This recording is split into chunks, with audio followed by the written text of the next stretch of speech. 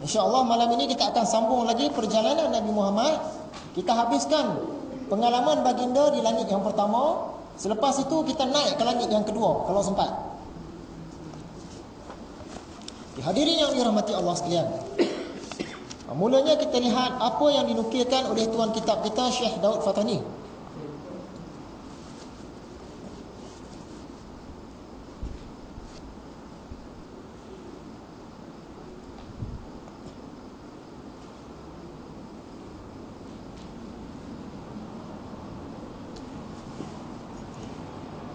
Kemudian maka berjalan pula ia, maka didapatnya akan mereka yang memakan riba dan memakan harta anak yatim. Okay, di langit yang pertama tadi Nabi Muhammad selepas jumpa dengan Nabi Adam, Nabi Adam pun doa dah untuk Nabi Muhammad. Nabi Muhammad berjalan lagi jumpa dengan orang yang makan riba dan orang yang makan harta anak yatim. Dan dapat pula akan mereka yang berzina atas kelakuan yang terlebih jahat dan keji. Jumpa pula orang yang masa di dunia ni berzina. Allah bagi gambaran di sana.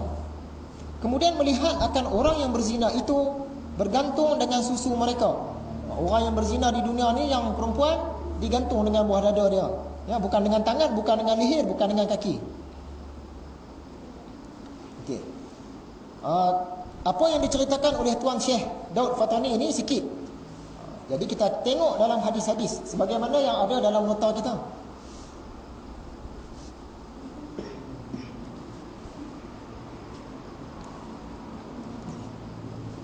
Kata Nabi Muhammad, selepas jumpa dengan Nabi Adam, tak lama kemudian aku berada di tepi meja makan dengan daging masak dan tidak ada seorang pun yang mendekatinya. Lepas jumpa dengan Nabi Adam, Nabi Muhammad ni berjalan lagi, dia jumpa dengan satu meja makan.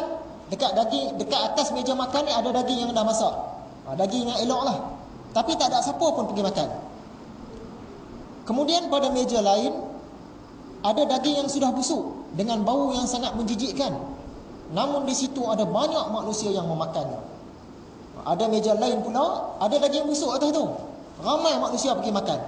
Yang meja yang pertama, yang ada daging yang sedap, tak ada siapa makan. Meja yang ada daging busuk, ramai pergi makan. Ini sangat menghairankan Nabi Muhammad. Lalu aku bertanya kepada Jibril, siapakah mereka itu wahai Jibril? Jibril menjawab, mereka itu ialah umatmu yang meninggalkan yang halal dan memakan yang haram. Ni orang-orang yang makan benda-benda yang haram. Digambarkan mereka ni seolah-olah makan daging busuk. Setengah ulama berpendapat beginilah bentuk siksaan yang akan mereka alami di akhirat nanti, makan daging busuk. Setengah ulama pula dia kata itu bukan siksaan dia. Siksaan dia di api neraka, ini sekadar gambaran saja. Sekarang ni banyak produk keluaran orang Islam dan halal. Tapi kita masih duk cari produk keluaran orang bukan Islam yang diragui halal. Logo halal pun sekarang orang buat main je. Jadi kita usahalah cari benda yang halal. Yang haram tinggal. Cerita tentang orang makan daging busuk ni, sebelum ni kita dah pernah dengar lah. Di mana? Masa perjalanan Isra'. Isra' tu perjalanan dia di bawah. Bila kata Mi'raj ni dia naik ke langit. Masa perjalanan Isra' tu dah jumpa dah satu kaum dia makan daging yang busuk. Daging elok dia tak makan. Siapa dia kaum tu? Iaitu lelaki dan perempuan yang dah berkahwin tapi dia cari orang lain. Maksud dia berzina. Yang perempuan dah ada suami tapi dia pergi tidur dengan lelaki lain. Yang lelaki dah ada isteri pergi tidur dengan perempuan lain. Mereka tu digambarkan macam makan daging busuk juga. Jadi dua kalilah Nabi nampak orang yang makan daging busuk. Satu semasa Isra', perjalanan daripada Mekah ke Palestin. Satu lagi masa Mi'raj di langit yang pertama.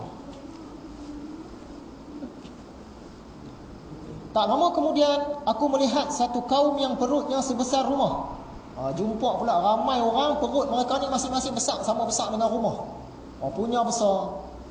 Di dalam dunia ni tak ada orang besar perut macam tu. Di langit pertama ni ada gambaran dia. Perut besar macam rumah.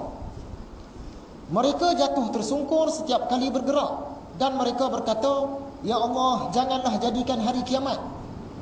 Aku mendengar mereka berteriak minta tolong kepada Allah.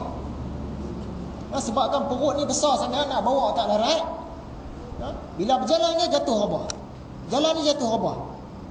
Dan mereka ni pula berdoa kepada Tuhan, Ya Allah, janganlah jadikan hari kiamat.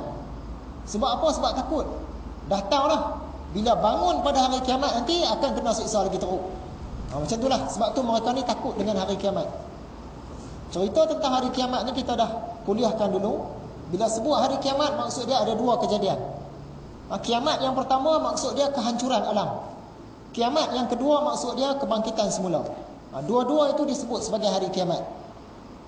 Setengah orang dia faham hari kiamat ni hari hancur saja. Hari bangkit itu pun hari kiamat juga. Hari kiamat dia ada dua sesi.